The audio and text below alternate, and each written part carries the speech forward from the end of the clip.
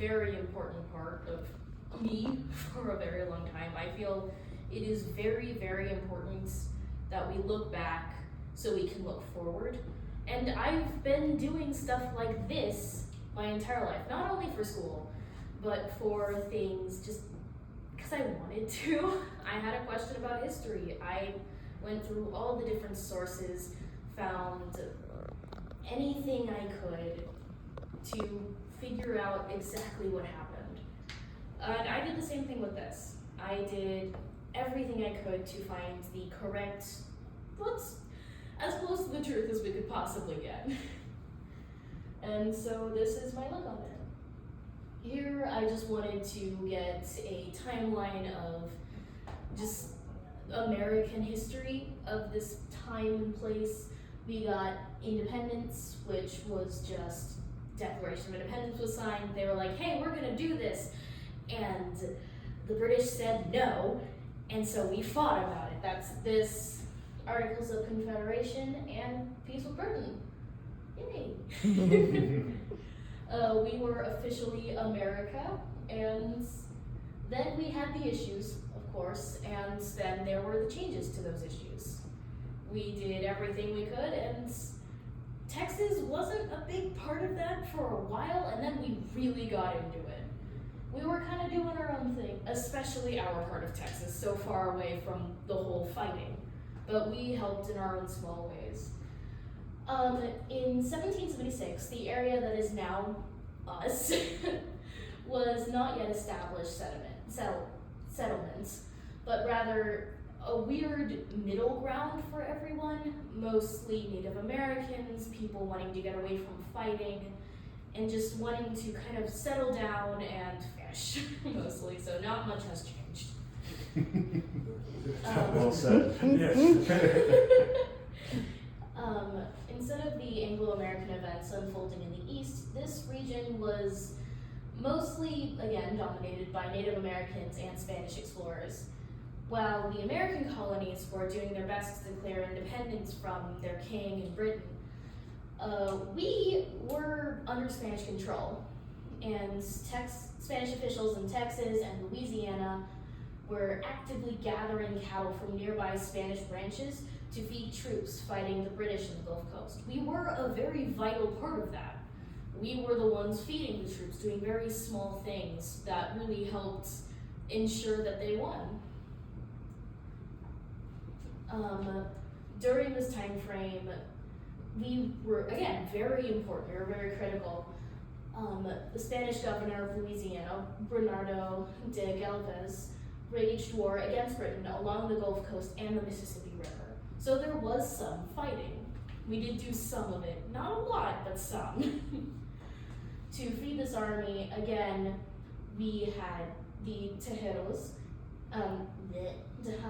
initiated early massive cattle drives. I'm talking thousands of cattle. I saw illustrations. It was a lot. I couldn't find any that would actually work on this. The horses and thousands of heads of cattle were led directly out of coastal missions and private ranches of Spanish Texas, creating a critical food supply that fueled Galvez's victories, including the successful siege of the British capital of Pensacola in May 1781. This is continuing on in 1781. It's more of the same. During the end, this is the latter part of the American Revolution. The area has gone through just a little change.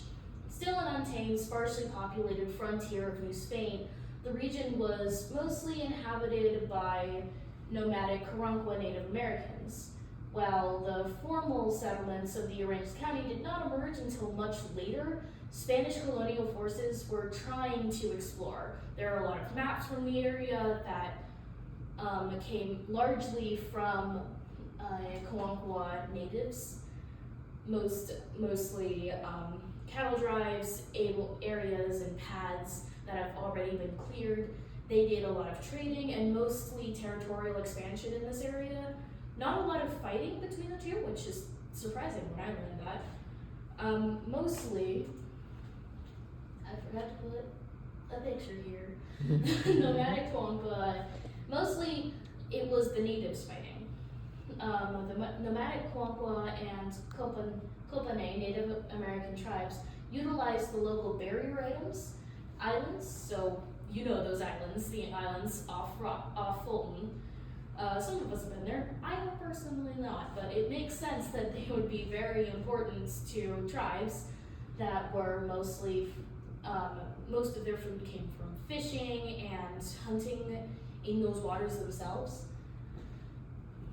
And Spanish Texas officials were actively negotiating colonial tensions and relations with the coastal tribes. So there was a little fighting in this specific period. There was, again, not a bunch of fighting. It was mostly just very personal, territorial disputes. These guys said, hey, we live here. Everyone else is like, no, we live here. And it was mostly verbal.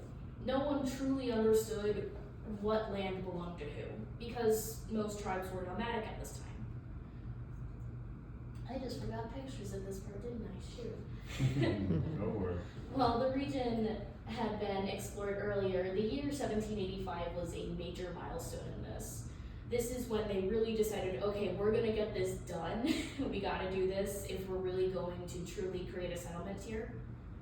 After operating as an informal stopover and haven for smugglers, the natural part of El Capona and Capano Bay was officially opened as a Spanish port. It was named after the local Capone Indian tribe and eventually became a crucial lifeline for supplying the Spanish interior. So it just ensuring this spot, especially over where most people fish now, the docks, that has been established for years. It was there mostly as for a place for small boats to come in, ships, for people to be able to cross into Texas proper, because at this point, again, very territorial dispute. No one really knew who that land belonged to, because the Native Americans stayed mostly across that curve that is the coastal bend now. The Spanish coastal exploration, the Spanish officials were actively mapping and surveying the bays to secure their territorial claims against the French and American expansion, because they were also, the Spanish, the French, and America were all trying to get this area because it was very important for trade. They were all, not quite fighting, but they were all giving each other death glares across the room whenever it came up. Expeditions, including explorations by Diego Ortiz Pera in 1766, laid the groundwork for outposts like Aransas, that's it, on the nearby Live Oak Point, near present-day Fulton, serving to monitor the dangerous coastline and local tribes. Again, it's just a lot of glaring at each other and personal disputes, which, again, not much has changed. In the year 1786, it marked a critical turning point for the Texas Gulf Coast through several interconnected events. Following peace negotiations in late 1785, Spain secured a 30-year peace treaty with the Comanche. They were with the Quanqua, they kind of pushed away into a separate area, still near the water, but they were nomadic and they have been for generations, so they moved as they tended to do. And now it was the Comanche mostly in this area. By 1786, the region was considered secure enough to explore for explorer Pedro Valle to successfully pioneer an inland route from San Antonio to Santa Fe, which just two basically missions that it was very hard to get between them, but they were two very important ones, as they are now. They're two big cities, they have grown. They are now those roads that have been paved over thousands of times, and it's very cool to see that in our modern maps, because some of them don't make sense, and you ask city makers that, they go, no, it doesn't make sense, but hey, it's been there so long, so what you gonna do? The newly allied Spanish and Comanche forces turned their attention to the Kawankwa tribes. The Comanches began systematically pushing the Kawankwa off the barrier islands because, again, they were still kind of there. They were moving back and forth, but at this point they were being pushed out by territorial expansion. Spanish authorities, such as explorer Diego Ortiz Pereira, had previously visited the local shores in the 1700s, documenting bays like Capano and St. Joseph Islands. However, Spain avoided building permanent large-scale settlements on the immediate coast due to a lack of resources and ongoing threats from the rival Native American tribes. That's it. Good job, Aubree. That's Good job. 17